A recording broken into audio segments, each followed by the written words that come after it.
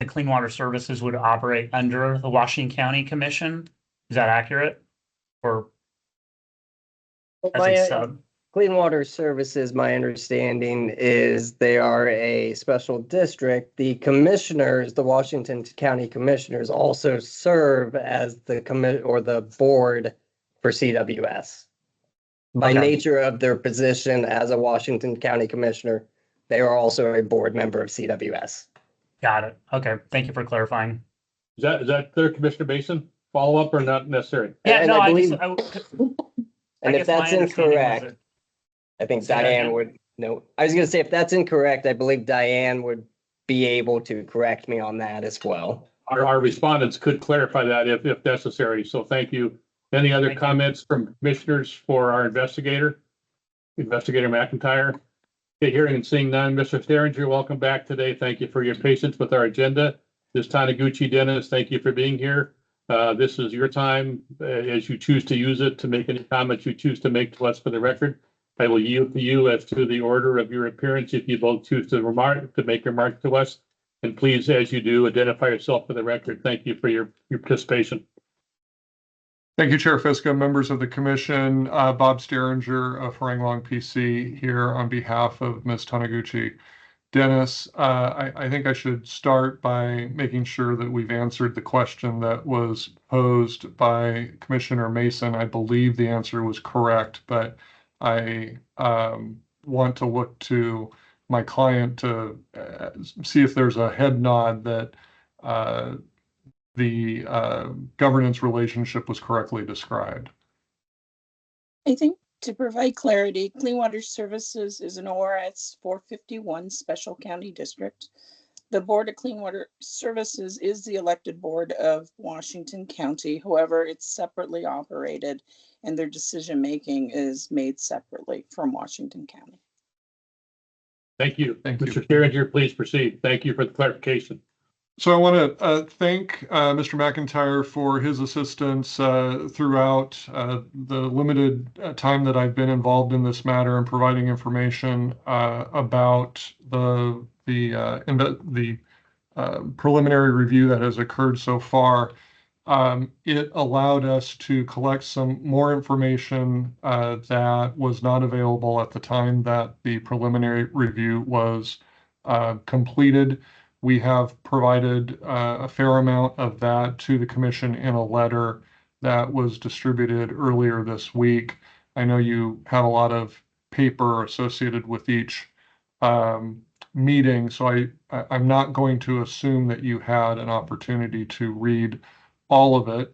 And at the same time, I won't read every word, but there are a few points that I'd like to highlight from that submission.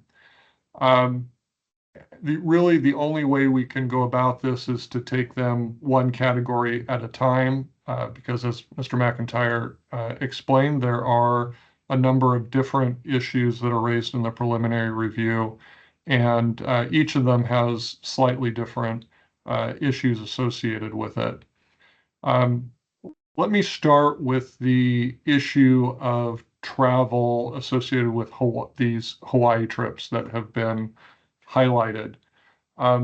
There is no dispute, I believe, that CWS policies allowed for reimbursement of travel expenses for work-related activities.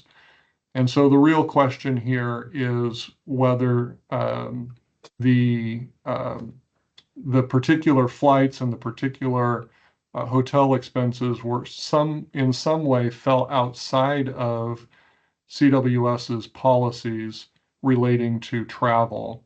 And we were able to share with the Commission a number of things that I think are important for your consideration when looking at this particular matter. The first thing is that the travel policies that you have in PR 12 associated with the preliminary review make the point that lodging options arranged by a conference or seminar sponsor are normally discounted and considered acceptable. And I think that refers to the idea that if you are attending a conference, there is a presumption that if lodging on site is available, that would be acceptable for travel arrangements. And again, sticking with the lodging part of it, the reason that, or what appears to be the reason that the expenses for the hotel accommodations might have been more expensive than the other options that were available were, one, they were at the conference site, and two, they involved special accommodations for Ms. Taniguchi-Dennis's mobility issues. The travel policy expressly provides in exceptions at the end that exceptions to the policy may be authorized, and that would clearly be appropriate in a situation where there is an accommodation for a disability as required by the Americans with Disabilities Act. So bottom line, with the lodging in Hawaii, we have a travel policy that allows for lodging at the site of the event and allows for exceptions to the rule in order to accommodate disabilities. There is a similar issue in connection with the flights, and we've explained, I think it's understood, that the reason accommodations were provided to Ms. Taniguchi-Dennis was, again, mobility issues. This was a decision that was made in the first place by Chair Harrington, who approved the accommodation for Ms. Taniguchi-Dennis. And again, that is consistent with the travel policy, which allows exceptions for those sorts of accommodations. That's our summary on the Hawaii issues. With respect to the meals and refreshments at local meetings, we do have a local travel policy that includes meal allowances, and we have, I believe we've provided the policies with respect to work meals and refreshments that are provided for work-related events. And I think the concern that has been raised is that Ms. Taniguchi-Dennis, as a supervisor, had as part of her role decision-making around whether meals would be provided at work meetings. And those meetings might be events where she was participating. And the concern is that there was a need for a declaration of a conflict of interest. And I understand this is a developing area of regulation by the commission. We simply are requesting the opportunity to try to convince the commission at some point that these sorts of work-related meals that are a fairly regular part of employment practices are not the sort of financial benefit that Section 244.040 were intended to sweep up. But it's also important to explain, I would say, that in the end, these expenses would have been subject to final approval by a finance department. They were not decisions that Ms. Taniguchi-Dennis could make as a final decision. They were subject to further review and would only be approved if somebody other than her eventually approved them. Mr. McIntyre didn't, I don't think he referred to the issue of credit card points, which was raised in the preliminary review report. I apologize if I missed that. We did provide the CWS policy related to that, which shows that they had decided many years ago to include in employees' official compensation any points that might be awarded through the use of credit cards that are used to purchase items for work. So, my hope is that addressed the question, and maybe that's why we didn't hear about that during Mr. McIntyre's presentation. Taking all of this together, we certainly understand that given the volume of information that was provided and the variety of issues that were raised, that it was not possible at the time that the preliminary review report was completed, that there were more questions than answers. I hope we've answered a lot of those questions, and would ask that the commission dismiss the charges based on the information that we've subsequently been able to provide.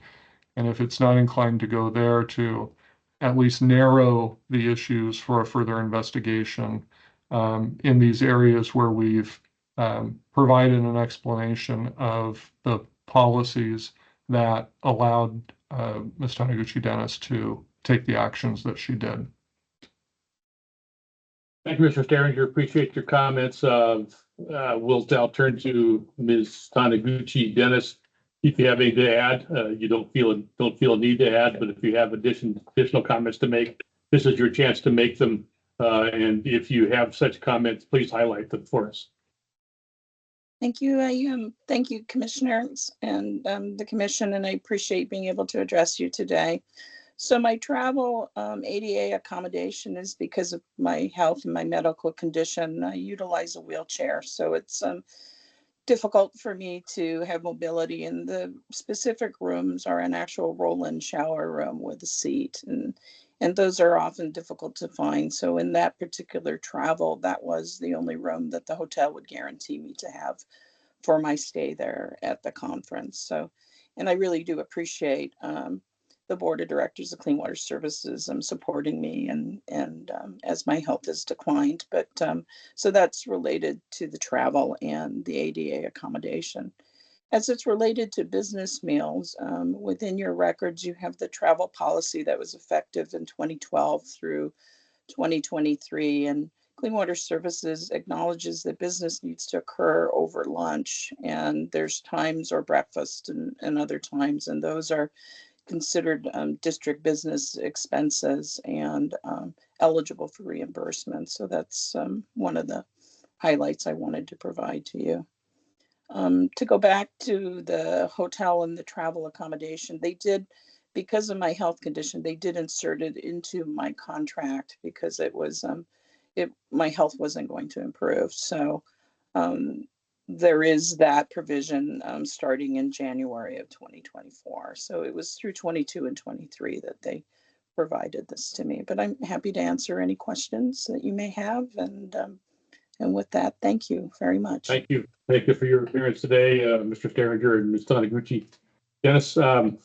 Colleagues, any questions for our witnesses in the next moments? Please, this is your time. Hearing and seeing none, the question now arises about how to proceed in this matter before us. I'm open to suggestions. I have no suggestion, but I have a perception, but I'd rather hear from my colleagues first. Any comments? Commissioner Mason, please. And thank you, Chair. My earlier questions were regarding, what authority, I guess, we're directed to what authority would the respondent declare the conflict of interest to.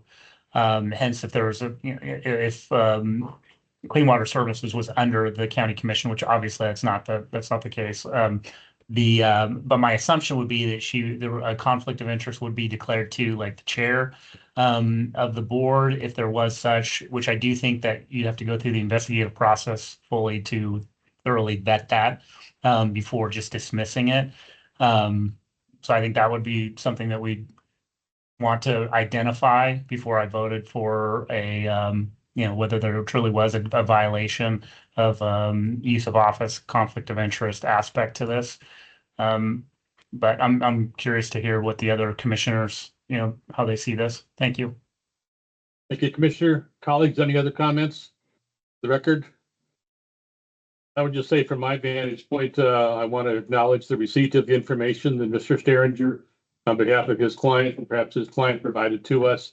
That was not possible to be reviewed by the preliminary review publication deadline. I have reviewed that. As commissioners, we have the option of considering that, but our staff has not yet formally considered it as part of their process. Mr. Sterringer well understands that distinction, and he pointed it out to us very effectively. My own view in this matter is that I think we need to bring more precision to analysis and so for that reason, I would be in favor of moving to investigation. The comment I would choose to make now rather than just later is that if the commission does that, it does not for the moment connote there to have been a violation or any violations. It establishes by our approach the need for more information, part of which you provided and part of which we need to recheck and check. So that's kind of where I'm heading in this matter. Colleagues, any thoughts, Vice Chair? Vice Chair, Thank you, Chair. Yeah, I agree with your sentiment that the information provided by Mr. Sterringer has been very helpful. However, I think that the staff needs time to look at that information more in depth and make a recommendation to us based on the additional information. I have a concern here that, that we would be making ultimately, if we were to make some sort of decision where somebody's disability comes into play, I do think that we need to take that seriously and look closely at that, as it sounds like accommodations were granted as part of this process. However, I think we just need to look at that deeply and confirm the information that has been provided to us after the preliminary report has been issued. And so I'm in favor of moving this to investigation solely just to look more deeply at the information that's been provided. Vice Chair, I would agree with that, especially with regard to the disability issues, which were mentioned to us in ways I had not heard of before as an Oregonian. So I think we need to look at that as well. Commissioner Burke, please, your hand is up. Yes, thank you very much. I would favor going to investigation as well for the reasons you described and Commissioner Payne, Vice Chair Payne described. But also I think that the investigation, the information we learn, and the recommendations and impressions of staff subsequent to an investigation could help us act consistently with respect to future cases that have some of these characteristics. This is a little bit atypical. And like you, Mr. Chair, I thought that Councilor Sterringer's information was very helpful, but I would like to make sure that future cases we're able to handle as well as we might be able to handle this one. And so for that reason, I'd favor investigation. The Commissioner, hearing and seeing no other hands, Vice Chair, you ready to make a motion, please? I am. Thank you, Chair. I move that the Commission find there is a substantial objective basis for believing that respondent Diane Taniguchi-Dennis may have violated ORS 244.040 subsection 1 and ORS 244.120 subsection 1C, and that the Commission should investigate accordingly. Thank you, Vice Chair. You've heard the motion. Any questions about it? Hearing and seeing none, the administrator will call the roll. Item 25-184. Commissioner Mason. Aye. Commissioner Burke. Aye. Commissioner Thompson. Aye. Commissioner Payne. Aye. Commissioner Mettler. Aye. Sorry. Chair Fiscum. Aye. Motion passed 6-0. Thank you, colleagues. Obviously, Mr. Sterringer and Ms. Taniguchi-Dennis, you've heard our decision, which was to move forward to an investigation. Ms. Taniguchi-Dennis, your counsel is very familiar with our process and participates in it in a very genuine way. So we'll look forward to that process to build on the information you've already provided. Thank you for your appearance today and for your patience with our schedule. Thank you. Thank you for hearing from us today. Thank you. Okay, we'll do the in and out before we go through the recommendations highlighted in a new agenda that Ms. Becky Mason has developed for our review starting today. Recommendations to dismiss, and in a row, we'll consider all those one by one by one. When you're ready, staff. And the first one is, right. Mr. West and Mr. King. Yes. Okay, Yes. okay, sorry, I'm bringing that. I'm not here to try to talk fast. Very dangerous. Were they, they were both in the waiting room. Currently, Mr. King is being let in. Mr. West is not currently in the waiting room. He is no longer. Yes, and King is ready. There you go. Mr. King is, we reached out to Mr. West, but it looks like we've not gotten a hold of him. He's been in and out of the waiting room, so he just may not be available at this moment. Well, colleagues, let's proceed. We'll consider item 24579, the first step in our process with Mr. King in the room. Mr. King, can you hear me?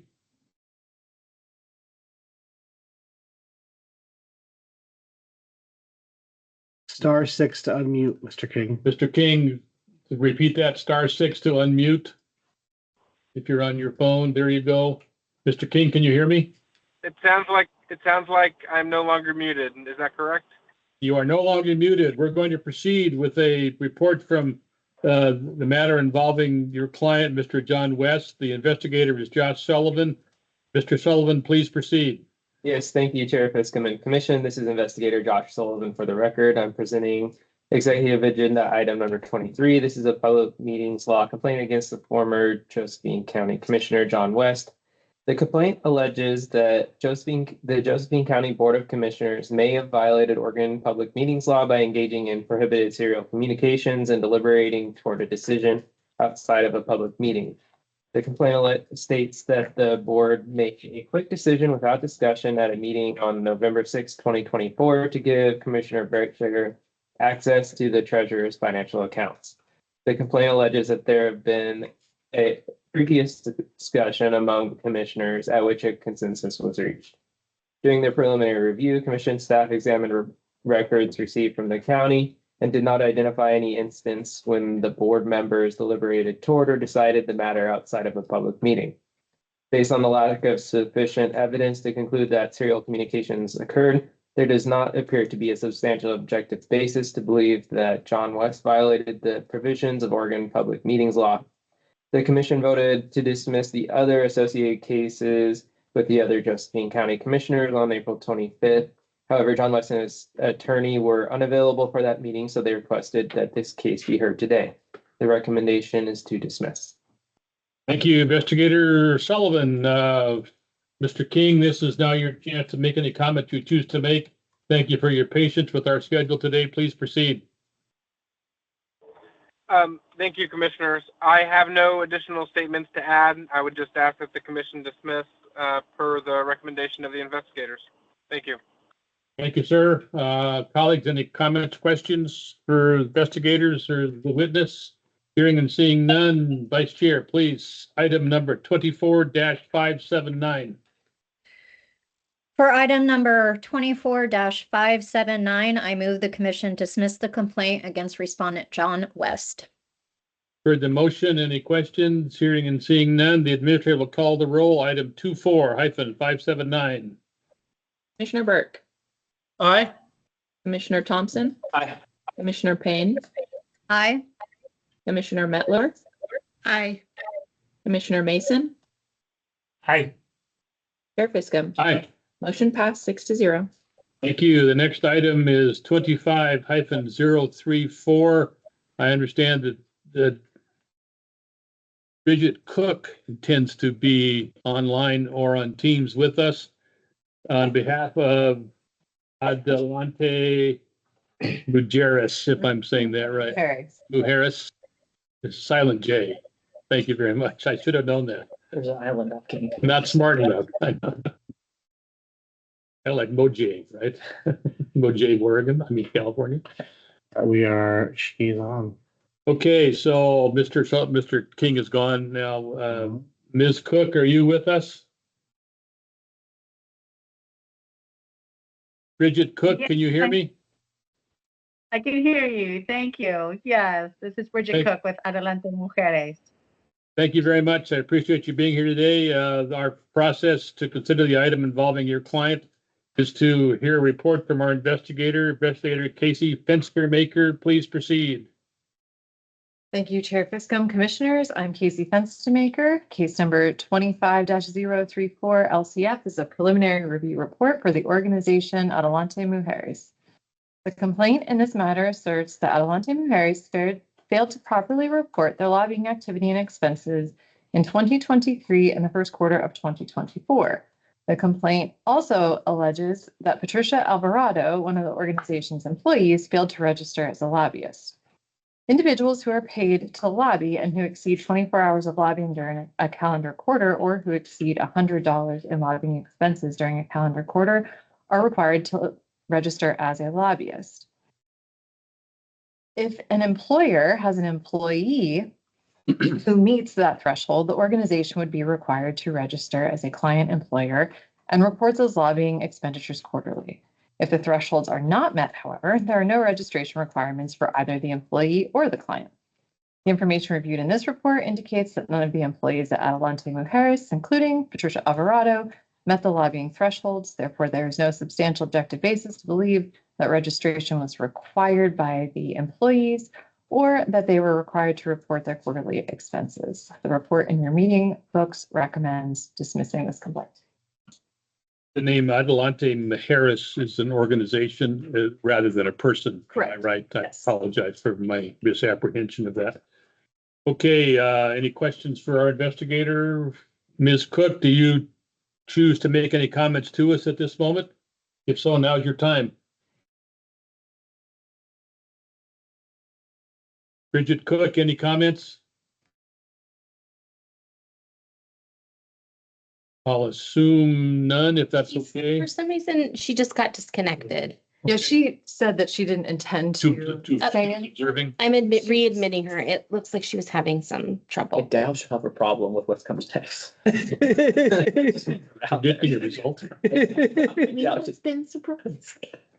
Okay, Okay, he's back in the room. Okay, Ms. Cook, you're back in the room.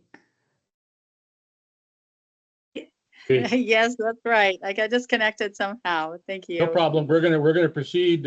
We've heard the motion. We've heard the report. I'm now going to turn to the vice chair of the commission to make a motion on item 25-034. Please proceed. For case number 25-034, I move the commission dismiss the complaint against respondent Adelante Muharris. Thank you. You've heard the motion. You're ready for the question. Hearing and seeing no other answers or no other responses, the administrator will call the roll. Item 25-034. Commissioner Burke, Aye. Commissioner Thompson, Aye. Commissioner Payne, Aye. Commissioner Mettler, Aye. Commissioner Mason, Aye. Chair Fiscum. Aye. Motion passed 6-0. Thank you, Ms. Cook. The matter has been dismissed. Thank you for hanging around with us for a while today. Appreciate it. You'll now be led out of our virtual waiting room. And All right. we'll now, thank you very much today. We're now moved to item 25-035 involving an organization called Uvelree, if I'm saying that right. Nobody is scheduled to appear today. Our investigator is Casey Fenstermaker. Please proceed. Thank you, Chair Fiscum. Commissioners, I'm Casey Fenstermaker. Case number 25-035 LCF is a preliminary review report for the organization Uvelree. The complaint in this matter asserts that Uvelree failed to properly report their lobbying activity and expenses in 2023 and the first quarter of 2024. The complaint also alleged that Gustavo Morales The organization's executive director failed to register as a lobbyist. The lobbying requirements are the same as from the last report, so I won't elaborate on those again unless you would like me to. The information reviewed in this report indicates that none of the employees at Uvelree, including Gustavo Morales, met the lobbying thresholds. Therefore, there is no substantial objective basis to believe that registration was required by the employees or that they were required to report their quarterly expenses. The report in the meeting books recommends dismissing this complaint. Thank you. Assuming no questions for our investigator, Vice Chair, please, on item 25-035. For case number 25-035 LCF, I move the commission dismiss the complaint against respondent Uvelree. You've heard the motion. The administrator will call the roll, please. Item 25-035. Commissioner Thompson. Aye. Commissioner Payne. Aye. Commissioner Mettler. Aye. Commissioner Mason. Aye. Commissioner Burke. Aye. Chair Fiscum. Aye. Motion passed 6-0. Your colleagues will now move to item 26. My records show that Attorney Margaret Olney is planning on being on Teams for this matter, so I will allow our staff a moment to acquire Ms. Olney. She's on. Ms. Olney, can you hear me?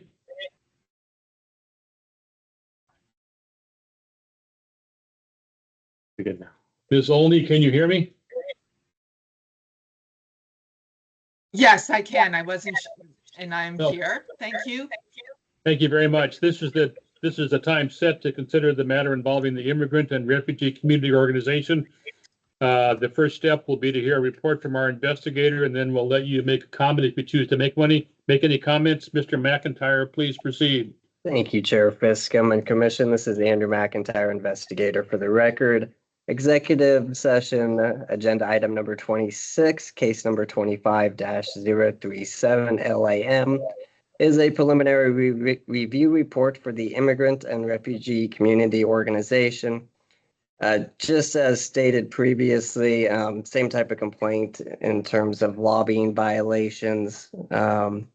Commission staff reviewed the information that was provided. Don't need to go over the qualifications of lobbying registration requirements. However, based on what was provided and the response from the respondent, did not appear that they met the threshold requiring registration, and therefore the recommendation is to dismiss. Thank you, investigator. Any comments, investigator? Hearing and seeing none.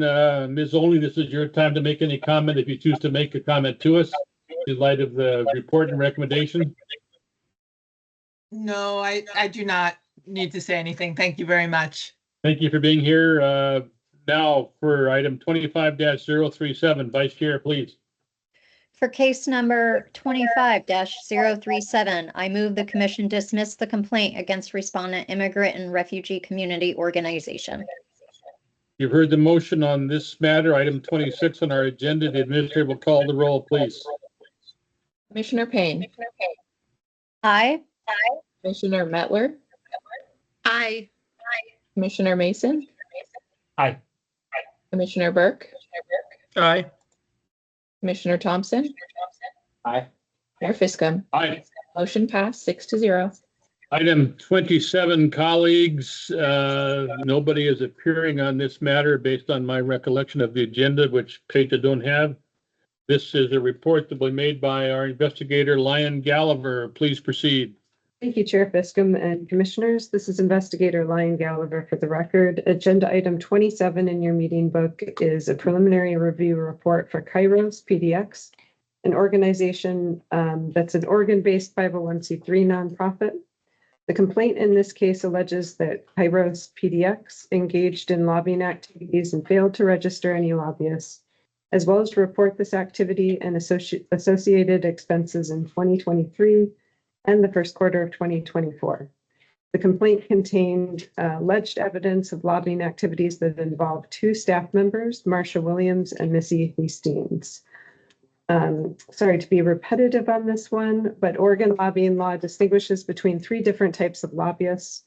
Relevant to this case, representative lobbyists are only required to register with the commission and report lobbying within 3 days if they exceed the thresholds of spending more than $100 or 24 hours in aggregate calendar quarter on lobbying activities. So based on the information available in this preliminary review, it appears that Kyros PDX would only be required to register as a lobbyist client employer if the organization had representative lobbyists that exceeded those expenditures or time limits set in statute. Similarly, Marsha Williams and Missy Hastings would only have been required to register as representative lobbyists if they exceeded those thresholds. During this review period, no information was provided to indicate that Marsha Williams, Missy Hastings, or Kyros PDX spent money on lobbying activities during the relevant period. Further, commission staff received a detailed accounting of time spent by both staff members regarding all potential lobbying activities during the relevant period. Based on this information, it appears that Kyros PDX staff may have spent some time engaging in activities that meet that statutory definition of lobbying. However, it does not appear that either individually nor even the two staff collectively exceeded those limits of 24 hours set forth in statute. As such, the information available during the preliminary review appears to be insufficient to constitute a substantial objective basis to believe that Kyros PDX filed any provisions of the Oregon lobbying law. Thus, the recommendation in your books is to dismiss. Thank you, investigator. Appreciate it. On item 27, Vice Chair, please. For case number 25-038, I move the commission dismiss the complaint against respondent Kyros PDX. You've heard the motion. The administrator will call the roll. Commissioner Mettler, Aye. Commissioner Mason, Aye. Commissioner Burke, Aye. Commissioner Thompson, Aye. Commissioner Payne, Aye. Chair Fiscum. Aye. Motion passed 6-0. Turning to item 28, Salem Kaiser Coalition for Equality, investigator Pacheco.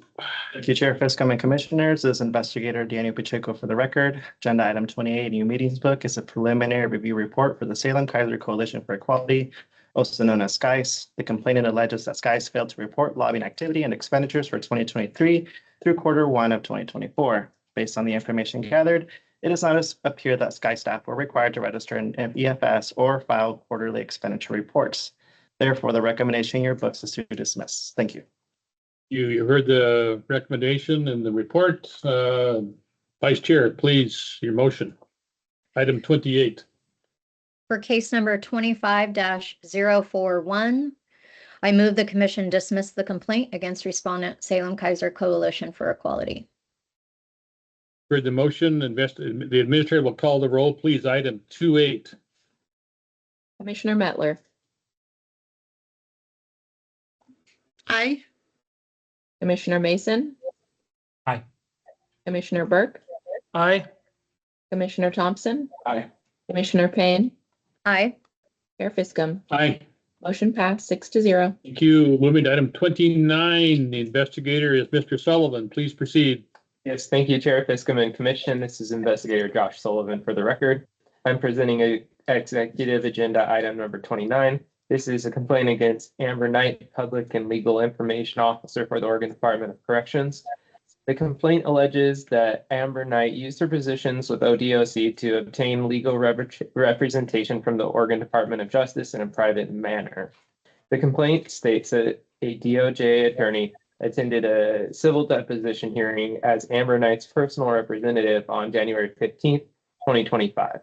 The information obtained in this case indicates that Amber Knight had her own personal attorney present at the January 15th deposition. Information also indicates that the DOJ attorney was present to represent ODOC and its interests, specifically to ensure that confidential or potentially privileged information was not disclosed. The information does not indicate that Amber Knight used her position or had authority to designate DOJ representation to obtain a financial benefit of her own private representation. Thus, there does not appear to be a substantial objective basis to believe that Amber Knight violated the provisions of Oregon government ethics law and the recommendation is to dismiss this case. You've heard the report. Any questions? Vice Chair, please call the roll. Item 29. For case number 25-195, I move the commission dismiss the complaint against respondent Amber Knight. Item 29, the administrator will call the roll, please. Commissioner Mason, Aye. Commissioner Burke, Commissioner Burke, I'm sorry, I was muted. Aye. perfect. Commissioner Thompson, Aye. Commissioner Payne, Aye. Commissioner Mettler, Aye. Chair Fiscum. Aye. Motion passed 6-0. Okay, is there anything else on executive session? As given all the good work in the last too many hours to count, the executive session is now adjourned. The door can be open, the virtual lobby can be unclosed. The word unclosed.